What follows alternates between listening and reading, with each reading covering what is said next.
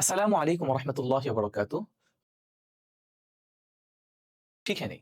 শুরুতেই এটা হচ্ছে মানব দেহের পুরো শরীর। এটাকে আরবিতে বলা হয় জিসিম। আরবিতে বলা হয় জিসিম। আর এই যে প্রত্যেকটা বডি পার্ট যেগুলো আছে এগুলোকে বলা হয় আযা।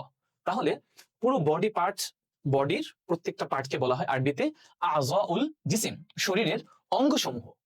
তাহলে শুরু থেকে যদি করি, রাস, রাস মাথা, রাস মাথা, আশ-শা'র চুল, আশ-শা'র চুল, আল-উযুনুল ইউসরা বাম কান, আল-উযুনুল ইউসরা বাম কান, আর-রাকাবা ঘাড়, আর-রাকাবা ঘাড়, আয-যিরাউল ইসরা বাম বাহু, আয-যিরাউল ইসরা বাম বাহু, আল-ইয়াদুল ইউসরা বাম হাত, আল-ইয়াদুল ইউসরা বাম হাত, আল-বাতন পেট, আল-বাতন পেট, আর-রুকবাতুল ইউসরা বাম হাঁটু, আর-রুকবাতুল ইউসরা বাম হাঁটু, আল-কদামুল ইউসরা বাম পা, আল-কদামুল ইউসরা বাম পা।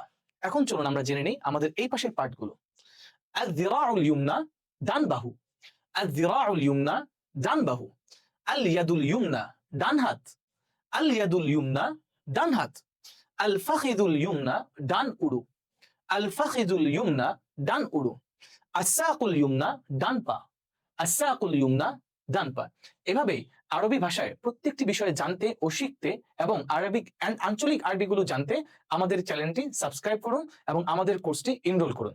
আসসালামু আলাইকুম ওয়া রাহমাতুল্লাহি ওয়া বারাকাতুহু।